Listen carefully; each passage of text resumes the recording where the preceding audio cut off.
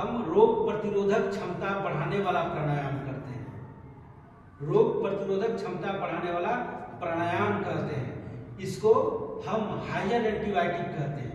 ये विज्ञान इसको हायर एंटीबायोटिक मानता है। इतना कपालभाति। कपालभाति प्राणायाम करने से लाभ केवल एक लाइन में अगर हमको बताना होगा तो हम केवल ये बताएंगे, कपालभाति प्राणायाम करने से हमारे शरीर के अंदर रोग प्रतिरोधक क्षमता बढ़ जाती है, WBC बढ़ जाता है। हमारे शरीर में दो तरह का ब्लड होता है, RBC और WBC। जिसके शरीर में WBC की मात्रा थोड़ी ज्यादा होती है वो बीमार कम पड़ते हैं, जिसके शरीर में WBC की मात्रा कम होती है वो बीमार ज्यादा पड़ते हैं। हम यह भी अपने समाज में देखते हैं, अपने आसपास के व्यक्तियों को देखते हैं, किसी को अगर घाव हो गया तो कोई कोई ऐसा व्यक्ति होता है कि बहुत दवा खाता है तब जाकर के उसका घाव छूटता है। कोई व्यक्ति का कम दवा खाने से उसका क्या कारण होता है? उसका एकमात्र कारण है WBC की मात्रा उसके शरीर में है, रोग प्रतिरोधक क्षमता उसके शरीर में है, एंटीबायोटिक उसके शरीर में है। अब हमें अगर ऊपर से लेना होगा शरीर को स्वस्थ रखने के लिए तो हम कपालभाति प्राणायाम का 3 मिनट से 5 मिनट तक का अभ्यास करेंगे। उसी में हमारे शरीर के अंदर WBC की मात्रा बढ़ जाती है, रोग प्रतिरोधक क्षमता बढ़ जाती है। ये लाभ हो गया। अब उनको नहीं करना है जिनका हाल के दिनों में शरीर के किसी अंग का ऑपरेशन हुआ हो, उनको नहीं करना है। जिनके फेफड़े में ब्लॉकेज हो गया हो, 60 से 100% के बीच में अगर ब्लॉकेज हो गया हो तो व्यक्ति नहीं करेंगे। जो 6 महीने से लेकर 9 महीने के बीच में गर्भावस्था में महिलाएं हों वो नहीं करेंगे। जिनको धूल धुआं से एलर्जी हो गया हो, बहुत खांसी हो रही हो, वो नहीं करेंगे। केवल इतने लोगों को नहीं करना है, बाकी सबों को करना है। सबों को करना है जो व्यक्ति स्वस्थ है उनको, जो बाल्यावस्था में है, किशोरावस्था में है, युवावस्था में है, इन तीनों व्यक्तियों को 1 सेकेंड में एक बार झटके से श्वास बाहर करना होता है। माधुरी, उस व्यक्ति को कितने सेकेंड में श्वास बाहर करना होता है? एक झटके में एक बार, 1 सेकेंड में एक बार। जो वयोवृद्ध हैं अर्थात 60 वर्ष के बाद की उम्र के हैं, अर्थात उनको दमा है, खांसी है, टीबी है, हार्ट का ब्लॉकेज है, ऐसे लोगों को 2 सेकेंड में एक बार झटके से श्वास बाहर करना पड़ता है, अर्थात उनको धीरे से करना पड़ता है। हम कैसे करते हैं? 1 सेकेंड में एक बार झटके से श्वास बाहर। इस प्रकार आसन में बैठे, आसन में बैठने में आप लोगों को तकलीफ नहीं है। आसन में बैठे, मुद्रा लगाए, किसी भी ध्यान के किसी भी एक आसन, अब यहां से शुरू होता है प्राणायाम। ध्यान के किसी भी एक आसन में बैठा जाता है। ध्यान का 3 आसन है, वो है सुखासन, सिद्धासन, पद्मासन। सुखासन इसको कहते हैं, सिद्धासन इसको कहते हैं और पद्मासन इसको कहते हैं। ये थोड़ा कठिन है, सबों के लिए नहीं है। जो अभ्यास करेंगे वही बैठेंगे, नहीं तो कठिनाई लेकर के आसन में बैठकर प्राणायाम करने की आवश्यकता नहीं है। क्योंकि अगर आप हठ करेंगे तो शरीर में तनाव होगा और तनाव रहित होने का नाम है आसन। स्थिरम सुखम आसनम। आसन हो गया इतना। अब मुद्रा लगाते हैं। मुद्रा किसी भी एक पॉइंट को सटाते हैं, मुद्रा हो जाती है। अगर तर्जनी के और अंगूठा के अग्रभाग को इस प्रकार सटाते हैं, शेष 3 उंगली तनी रहती है। अब इस पोजीशन को हम कलाई को घुटना पर केवल टिकाते हैं, ये सही पोस्चर हुआ। 2 हो गया, आसन हो गया, मुद्रा हो गई।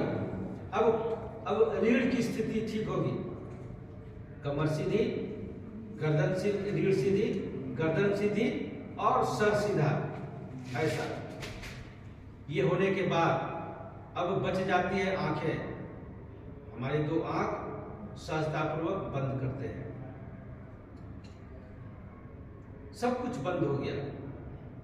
आसन से पैर बंद हो गया, मुद्रा से अंगुली बंद हो गई, हाथ बंद हो गया, रीढ़ की स्थिति ठीक हो गई, सहजता से आंखें बंद हो गई।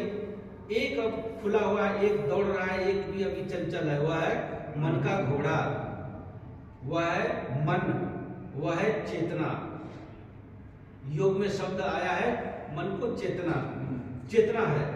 अब उस चेतना को हम उठाते हैं, इधर यत्र तत्र भ्रमण करते हुए चेतना को हम उठाते हैं और ज्ञान चक्र पर केंद्रित कर देते हैं। ज्ञान चक्र भौं के ठीक बिल्कुल बीच में महिलाएं तिलक लगाती है, पुरुष तिलक लगाते हैं और महिलाएं बिंदी लगाती हैं, और भगवान शंकर का त्रिनेत्र है।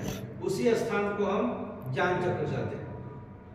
ज्ञान चक्र पर ध्यान केंद्रित करने के बाद अब पूरी तरह वातावरण शांत, बगल में सुई भी गिरता हो तो महसूस हो जा रहा हो, इस प्रकार शांतचित्त होकर स्थूल शरीर को मोड़कर स्थूल शरीर से फिर अपने हम सूक्ष्म शरीर को अंतः चेतना में खो देते हैं, एकाग्रित कर देते हैं, समेट लेते हैं।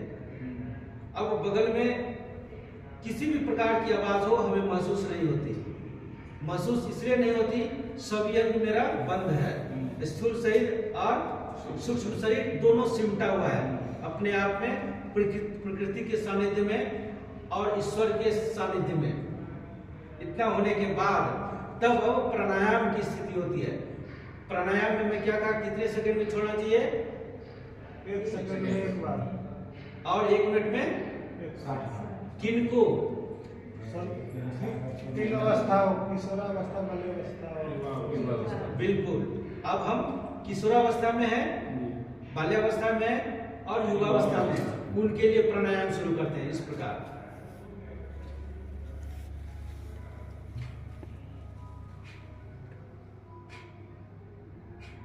दो स्थिति होती है।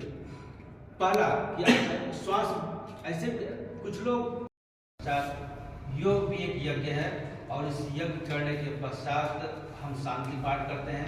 शांति पाठ से हमारे अंदर बहुत ऊर्जा, एनर्जी प्रदान होती है। शांति पाठ से हम अपने तन को, मन को और इस वातावरण को शांत, शुद्ध और साकार ब्रह्म को नमन करते हैं, वंदन करते हैं, अभिनंदन करते हैं। शांति पाठ आसन में बैठने के पश्चात हम शब्दों को दोहराते हैं अपने तन के लिए, अपने मन के लिए, वातावरण के लिए और इस वतन के लिए। आप मेरे साथ दोहराएंगे। ओम सर्वेषां स्वस्तिर्भवतु,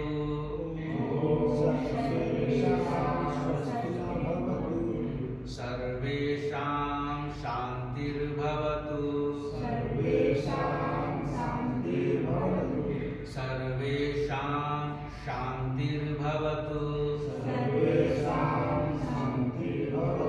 सर्वेषां पूर्णं भवतु,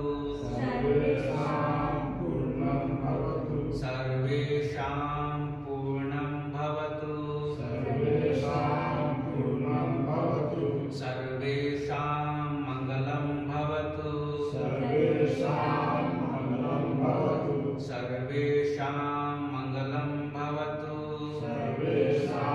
मंगलं भवतु। ओम शांति, शांति, शांति। आंखों को ऊपर करते हैं, पैदा करके इसी उष्मा को, गर्माहट को ललाट और कपोल पर, आंखों पर, मुखमंडल पर स्पर्श हुआ। इस प्रकार शांति पाठ संपन्न हुआ। करिएगा, दोनों स्थिति में ठीक हो जाए। अभी हम लोग कपालभाति प्राणायाम करने जा रहे हैं। कपालभाति प्राणायाम